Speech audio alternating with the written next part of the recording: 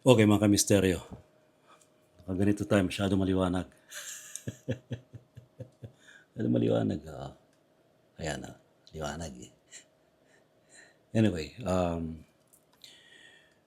ito papakita ko sa inyo. Very interesting itong cloud formation na ito. At first, ano siya, para siyang angelic being, nag-change form into angelic being. Tapos, magbabago siya ng shape. Ito binabanggit natin sa ating program sa Gabi ng Misteryo sa Lionsgate Portal. Now we have to, yung message na very strong yung message na we have to go back dun sa ating practice. Now we have to commune with nature.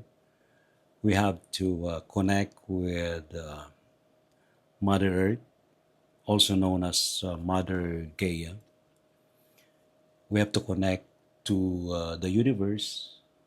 You have to connect to every being on this planet, from the smallest to the largest or giant beings, physical and non-physical beings. And also we have to connect to galactic beings. Very strong yung message. Can you see this one, guys? Perform siya ng angelic being. This one? Wow. It's an angelic being. Wow. Nice. Ang galing. Yan. See that? Ayan. Nagtatransform na naman siya into what shape to what shape. Para siyang may scepter.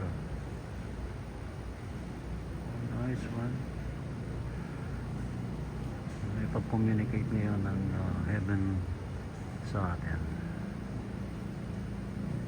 Yes, we are. Salamat.